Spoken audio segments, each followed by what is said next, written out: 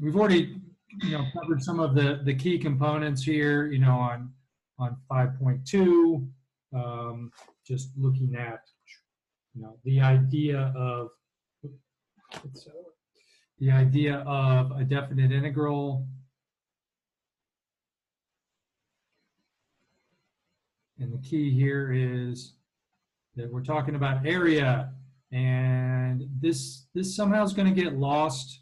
We're not going to do as much of this, but in the back of your head, every time you have one of these questions, you really should think area. You really should try and think plots. I have people ask me questions later like, hey, I got the answer was 12. And I'm like, well, if you plot it, it's supposed to be negative for starters. So I think if you just sort of use a little bit of common sense and think about area, then it's going to help you a lot, even throughout the next, this course and the next one. If it is area, then we have to figure out ways to do area, and there are lots of ways. And one of the basic ones is to use the simplest shape you can, which is a rectangle. I guess a square is easier, but slightly less easy, but pretty close, is a rectangle. And if you do them right, then you can get pretty close to the correct answer without doing anything but basic geometry. So they do get complicated, and so the first half we're going to talk about the new topic, but you may have some questions about the specifics of how these things are set up. So we'll do sort of in the second half. So we're not going over 5.4 today? No, that's what I'm saying is we will do a new topic, but the second half of the lecture will probably be, you may have some homework questions. Okay. Yeah. So, if you've seen any of this stuff before, maybe in high school, or you've read ahead, or I don't know, you realize that the purpose of calculus, one of the main ones is in what is called the fundamental theorem of calculus. Fundamental theorem. And this is really where we start to get back into the stuff that you did in Calc 1. So this, the people who developed this stuff, Leibniz and Newton, Isaac Newton. You ask people who invent calculus if they know anything about math, would probably say, oh yeah, Isaac Newton. But Leibniz, German, and he did just as much. They worked about the same time. They came up with these theories, and you'll see that a lot in the real world. Theories will build, and then you might have one or two people that boom, just explode the theory in different ways. And so certainly in calculus, this area, this idea of fundamental theorem, and technically there's two parts to it. So we're going to skip what's usually called the fundamental theorem part 1 just for a little bit, and jump to the part 2 to start. And we'll go in reverse order here. And so the fundamental theorem part 2, so they usually say like the fundamental theorem of calculus part 2, without proof, without exactly why this works. It's pretty amazing if you sit there and you think about it, is that if you want to calculate any definite integral, so if I have, I want to calculate this area. So again, I would draw the function. I would look between A and B. Anything that's above the axis is positive area and it gets added on. Anything that's below the x-axis is negative area, so it's going to get subtracted off. So this thing could be positive, it could be negative, it could be 0. But it can be also difficult to do if it's not a basic shape like a triangle or a rectangle or a circle. We've already done our arch, which we're going to take care of real quick here. Is if you want to calculate this, it turns out that all you need to do is find, and I'll just write it out here, is you find another function, which is I'm going to call capital F.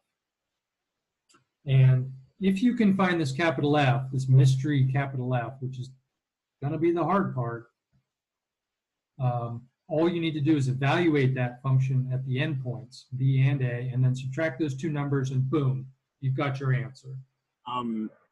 Actually, did one question. Yeah. What was the what was part 1 of the fundamental theorem of calculus? That's what I said. We're going to do them in the reverse order. Yeah, it's just a little more technical, and I want to connect the stuff with area up to this point, and you can get distracted by part one. It's a little more abstract. Okay. So.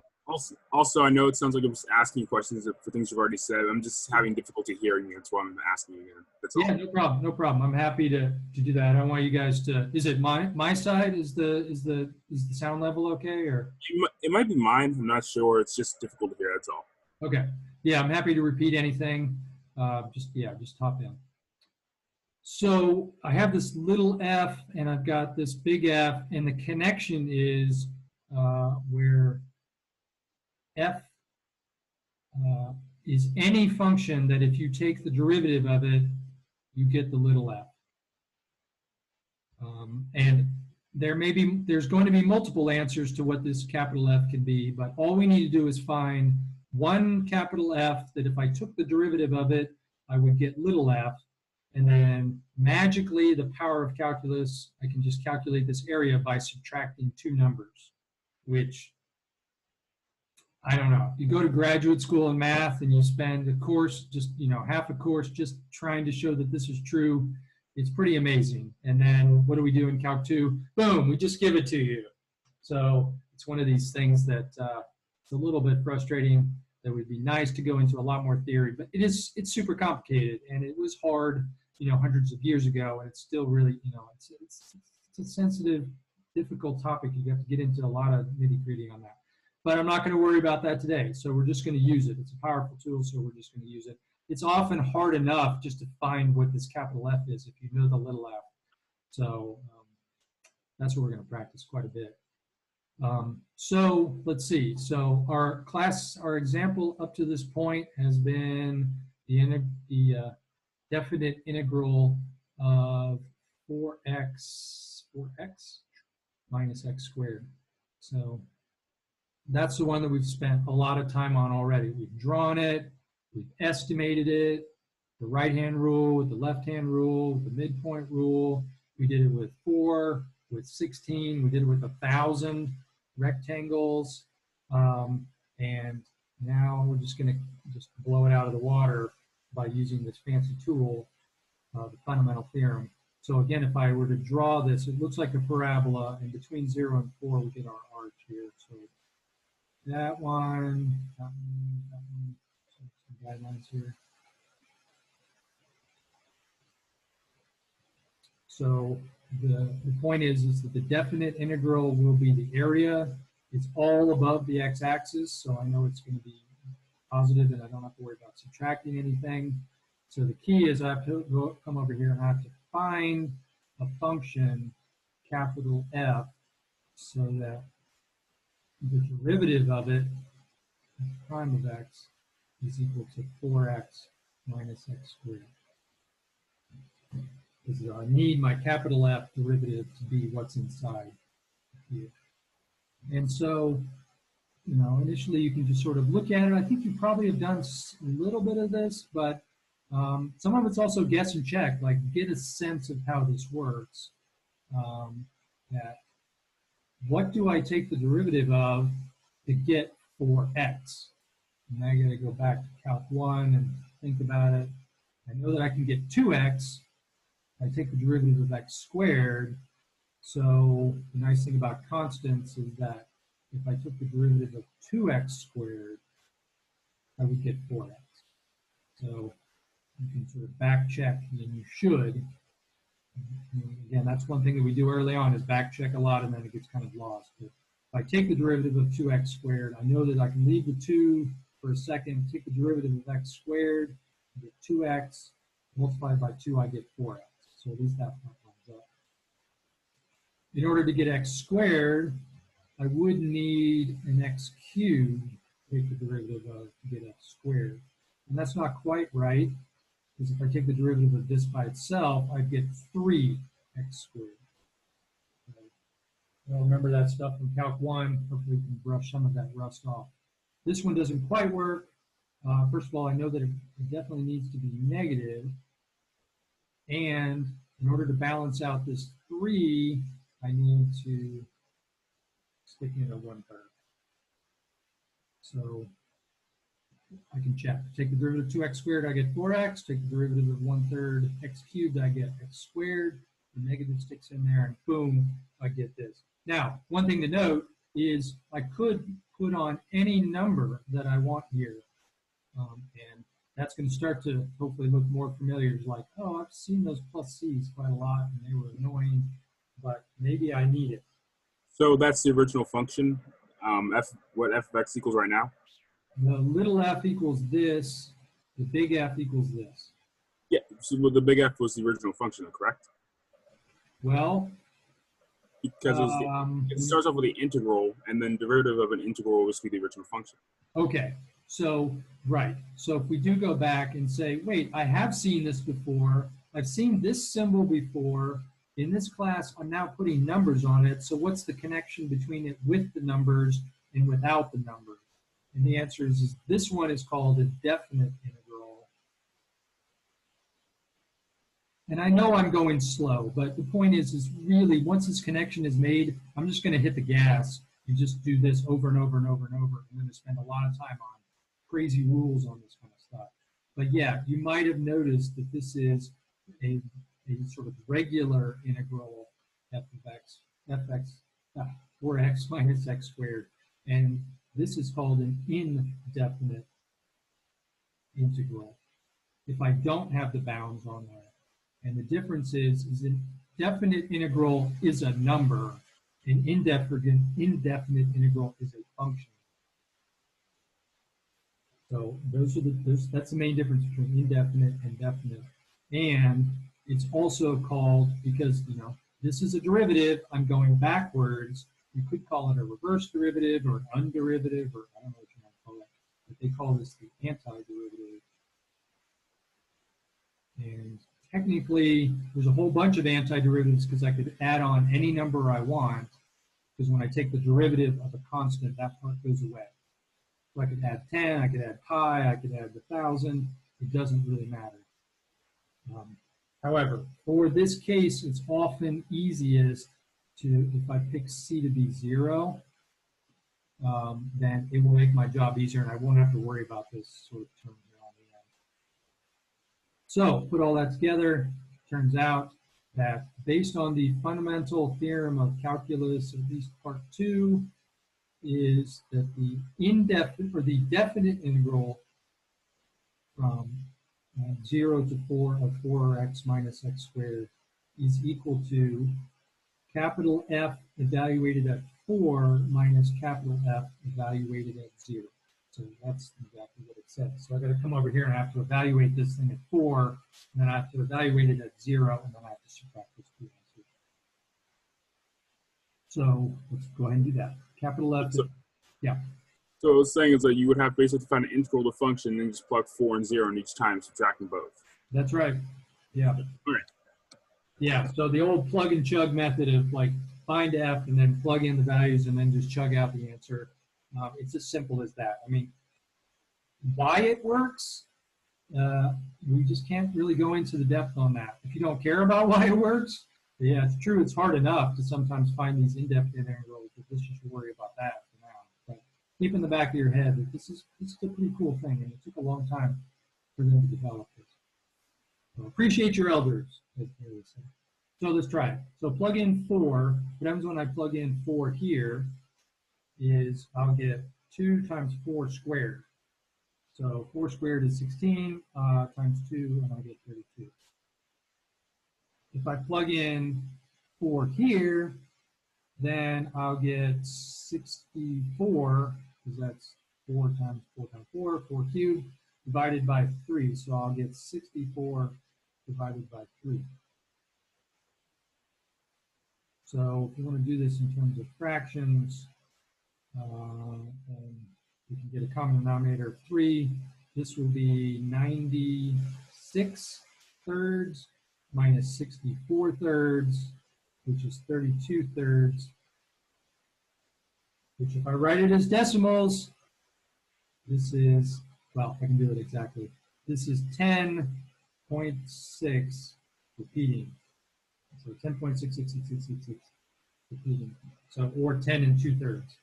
which finally we now have the exact answer, because what did we get before? We knew it was less than 16, then it was around 10, then it was around 11, then it was around 10.66665, and now we know that the exact answer, so yeah, it is an exact number, is 32 thirds or 10.6, repeating if you prefer that. So it took a long, not a long time in summer school, but during the semester that I've been about a week or a week and a half trying to build up to that kind of stuff. And boom, in 3 days, we've got 2.1 days, we've got the exact answer comes out. Just by using this fancy trick of doing an indefinite interval first and then just plugging chart out. So if that's too simple and you're like, yeah, move on, don't worry, we're going to move on pretty quickly. So let's see what we can do with this. Well, maybe before we see what we can do, let's do some simpler examples. So, for example, if I said, well, let's do the integral from -2 to 2 of x cubed. And for today, I'm going to draw the pictures because that's really what it's from. So we want to take y equals x cubed, and we want to plot it from x from -2 to 2. And this will represent the area. Anything above is positive, below is negative. So we draw that. Remember what x cubed is, just plot some points. So we have 0, 0, we have 1, 1, we have 2, 8. So this is 2, 8. Not quite to scale, but fairly close. So for positive numbers, we get that. For negative numbers, be real careful that if you take negative numbers, raise them to an odd power, they stay negative. So if I plug in -1, I'll get -1. If I plug in -2, I'll get -8. So my curve, at least between those points, this looks sort of roughly like that. And it does continue on either side, but I only care about between -2 and 2 on this one. So I then only look at the area between the curve and the x-axis. And you'll see I do get part below and part above. So the part above, which would be positive, I get part below, which is negative. And if I drew it nicely, it should look like the area up here is the same as the area down there, it's just below. So if you didn't want to use an integral at all, you can say, well, look, the top area is positive, the bottom area is negative, and they just cancel out. So the answer is, the answer should be just 0, without even doing any fancy stuff, by just looking at the geometry of it. But to verify that, in order to do this, we need to come over here and we need to find a function so that when you take the derivative of it, you get x cubed. That's the goal, is to find something that you find the integral for the derivative of it is x cubed. And you can do that sort of just by inspection, looking at it and going, oh yeah, if I reverse that, I can do that. But at the same time, it is true that it is the definite integral of x cubed. And you probably realize that when you do an integral, definite, indefinite integral, the powers go up, and I'll get x to the 4th. That's not quite right, because if I was then to go back and take the derivative, that 4 would come down. I'll have to balance that out by dividing it by 4. Or multiplying it by a quarter. Those are the same thing. So I'm actually just kind of curious, what do you mean when you say the answer is 0 exactly? Well, because what does this thing represent? Well, it represents a function. I mean, no. The integral, I mean. What, before we even do that, what does this symbol represent? Definite integral. What does it represent? I mean, it represents an area within 2 certain parameters along the x-axis. There you go. Every time you see this, and you guys are already not doing it. I don't know. You're not. Don't ignore me here. If you see numbers on this, you must think area. It's a number. If you come back and say, hey, this answer is x to the fourth, wrong, just wrong. You're making it too hard. And so you must think area. And when you think area, it's actually plus or minus area, depending on whether it's below or above. You take all the areas, and anything above is added on, and everything below is subtracted off. So it is an area where I take the top stuff and subtract the bottom stuff. And if they're the same, and I know in this picture it's slightly off scale, but if you do it correctly, the top area and the bottom area. Oh, they're the exact same. Okay, I can't believe I didn't see that for a minute. Okay, that makes sense. Right. So the answer should be 0 based on an area calculation. And Okay. you really do. I mean, you'll see later. I mean, maybe you won't see it until later, but people will bring this in and say, hey, the answer is x to the fourth. No, it's not. It's a number. It's an area. So think area. I'll keep harping on that. But true that if you did use the fundamental theorem of calculus, part 2, it is capital F at 2 minus capital F at minus 2. So you just find this capital F, substitute in the bounds, and subtract. So what do we get when we plug in 2 to our function over here? Well, it's 2 to the fourth. So it's 2, 4, 8, 16 divided by 4. So that answer will be 4. What do I get when I plug in negative 2 to this answer? So that'll be negative 2 to the fourth. So it's negative 2 times negative 2 times negative 2 times negative 2. All the negatives will get canceled out. And that'll also be 4. So that answer is 4. So that when I then plug in the minus, or use the minus from the formula, 4 minus 4, I do get the answer of 0, which I expected if I was just looking at area. So hopefully that makes sense.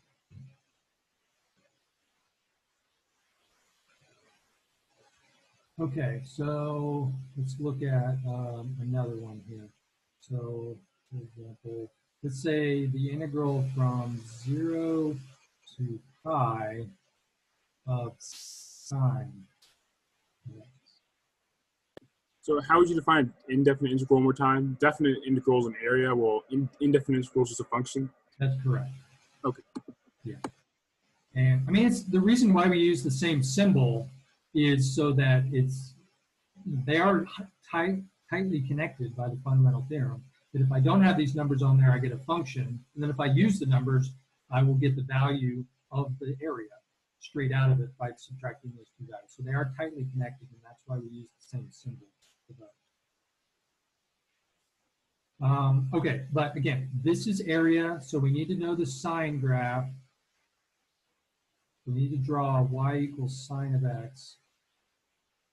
We need it for x from 0 to pi. And we just go back to our trig function. We know this thing looks like a wave because it's sine, but which part of the wave is between 0 and pi? Sine graphs start at the origin, they go up, and then they come back down, and these values occur at pi to 2 and pi. So I've chosen these things pretty nicely that, boom, we're talking about the area like under this different kind of arch here. So trig arch for sine of x. We want the area of that. We could estimate it, this is 1, so we could do our little Riemann sum thing.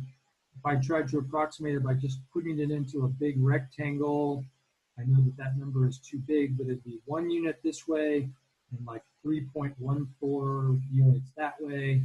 So we know the answer is less than 3.14, because if I put a square around it, I'd be overestimating the answer. So it's somewhere between 0 and 3.14. Well, we, of course, can do better than that, because all we want to do is come over here to the side, and we need to find a function, capital F, so that if we take its derivative, we get sine. And probably do that quickly. In this case, really, is it cosine? Let's go back and think about it. What's the derivative of cosine? The derivative of cosine is minus sine, so I need to balance that out with another minus. And again, it's just the antiderivative or the indefinite integral of sine. this minus cosine. So the answer is this will be that function, so minus cosine at the top point minus that function minus cosine at the bottom point. So just take these points, plug them into my capital F, figure out what those answers are, and subtract. And be careful to make sure that any double minuses work out the correct way. So let's see, cosine of pi, go back into your brain and go, let's see, cosine of 180 degrees is -1. Well, I've got another negative in front, so negative, -1. The cosine of 0 is also 1. So I've got another minus of a -1. So that would be +1. And miraculously, it turns out, kind of weird, but you've got these sines and pi's and everything, but the area under that curve right there is literally 2. So kind of surprisingly, we have all these weird numbers in there, and the answer ends up just being 2. So, which, you know, is between the 0 and the 3.14 that we would have expected. And so building that intuition is not a bad idea to say, I think the answer's around, you know, maybe 1.5 or 1 3/4 or 2, or, and the answer is, it turns out the answer is straight up 2. So that's a nice refresher on sine. Let's see, what are some other functions that are feeling a little bit left out? Well, we'll just do something like integral from 0 to 3 of e to the x.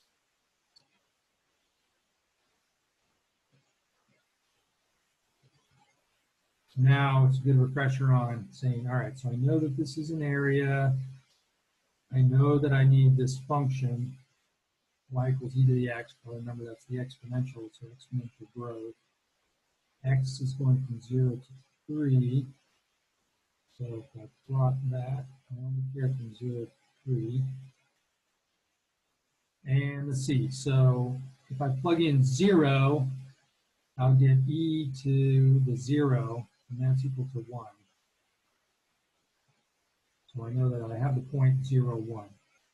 When you plug in 1,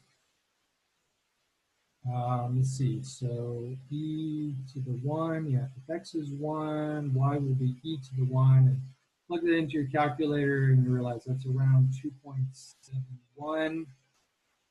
So put in 2.71. I always have to be careful with exponentials because I know that they grow, the values get big pretty quickly. So that would be e, a little bit less than 3.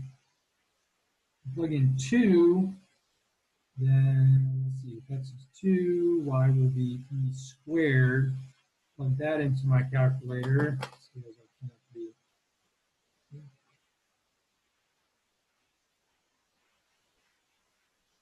E squared. So that's around 7.4. And before I plot it, and I have my calculator out here, let's just see that when x is 3, I'll get e cubed, and that is around 20, or 20.1. So if I had drawn this carefully, this would have been 3, and this would have been up here at around 20, and then all these other values are going to be smaller, so maybe I need to move this point just down a little bit, make it a little bit closer, like that.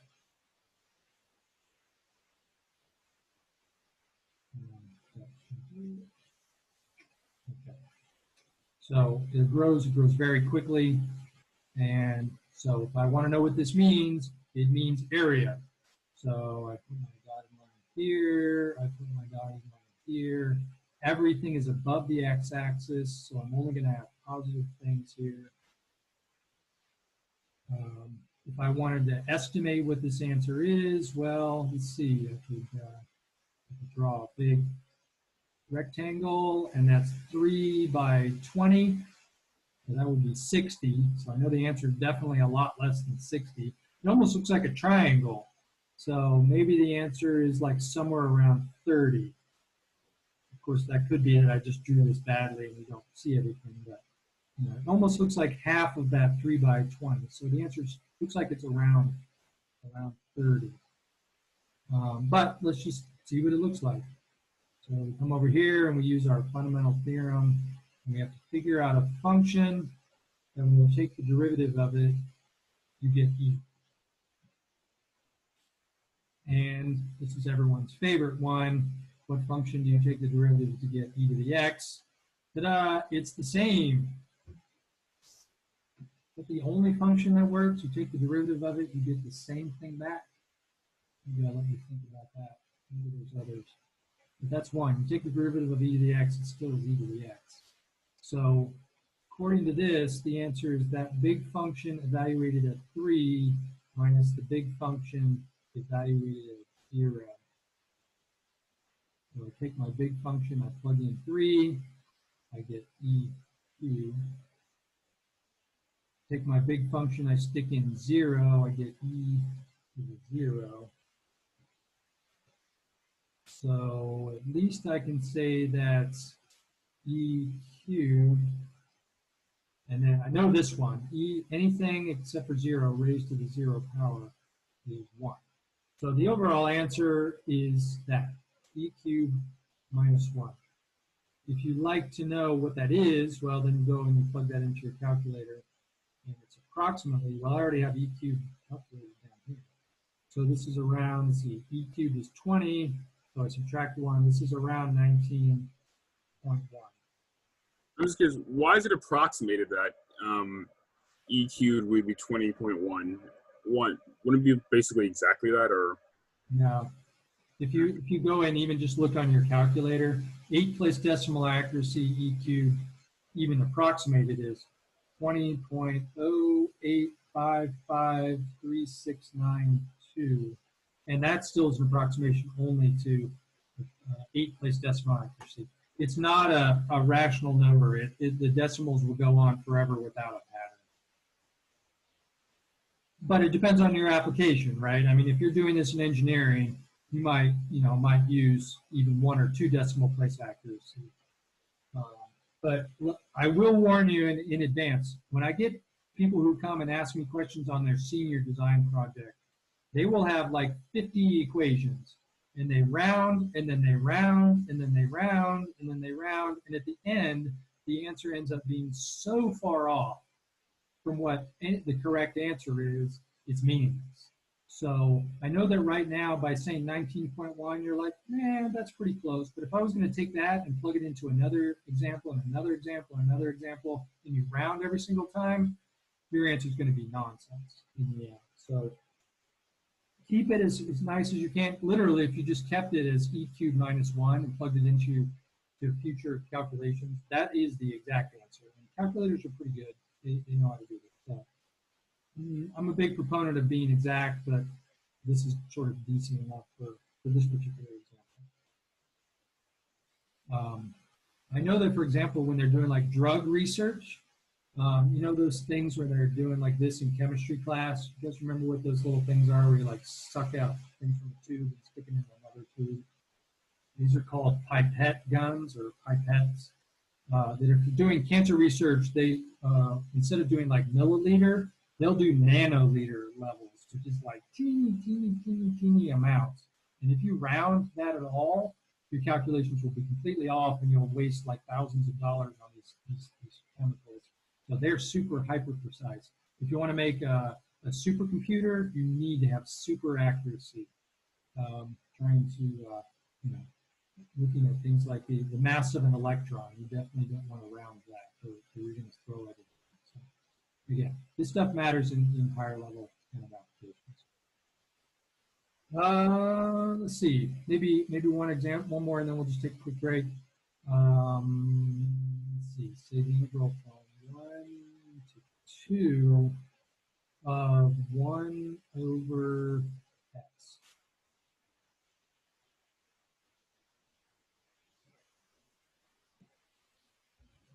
Okay, so I'm going to go back and remember what that thing looks like. So y is 1 over x.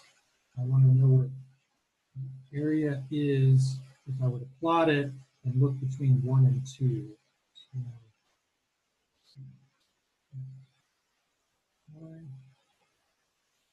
So 1 and 2. If I plug 1 and 2 into my equation here, I get 1, 1. Scale's a little bit off, but if I plug in 1. If I plug in 2, I'll get half. There.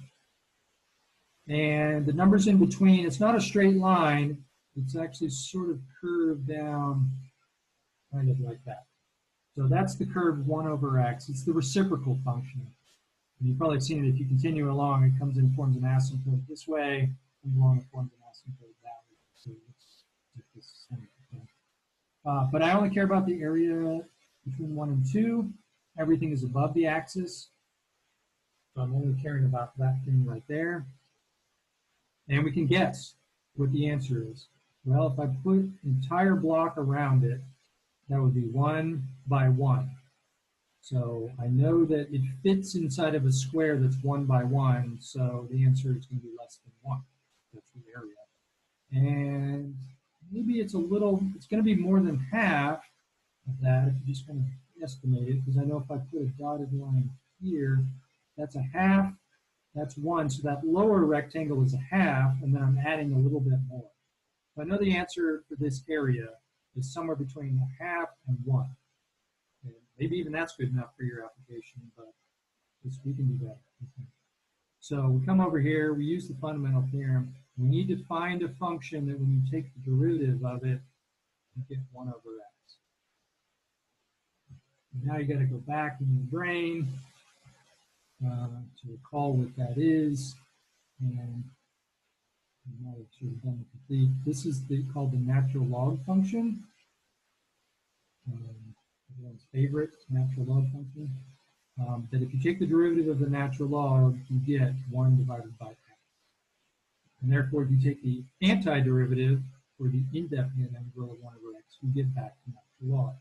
And yes, these all should have plus c's on them, but I'm sort of skipping that for right now. I'm setting t to be 0. I just need one answer to make this work. So if you recall that, then by the fundamental theorem, all I got to do is say that this is the function at the top bound, so the natural log of 2, minus the natural log at the bottom bound. So just plugging 2 and 1 into my capital F function. And that's the answer. Natural log of 2 minus the natural log of 1. And just to finish it off, I can go in and I can grab my calculator, and I can do the natural log of 2. And that is, again, it's not going to be exact because these are not nice numbers. They're irrational numbers. So it's around 0.693 for natural log of 2. And the natural log of 1, maybe that's one you should try to stick back in your brain. The natural log of 1 is equal to 0. So the answer ends up being 0.693, or approximately, which is good, because I knew the answer had to be between 0.5 and 1, and that certainly is an answer that's between 0.5 and 1. So a little bit messy, but that means the overall answer is just the natural log of 2. But it just came straight out of this fundamental theorem. So anyway, that's some good warm-up examples. We can do some fancier ones, and next chapter is just a lot of these with more and more complicated insides, which means this process of finding the antiderivative indefinite is hard. We're going to do lots of methods to do that. But these area, how many circles can I do here? All this stuff represents area, so if you draw the picture, you can at least give a reasonable guess. Anyway, we'll take a quick break there and come back, do some applications of this stuff, and then we should have plenty of time for homework questions on the reruns. Back at 10:30, we should say that. So, see you then.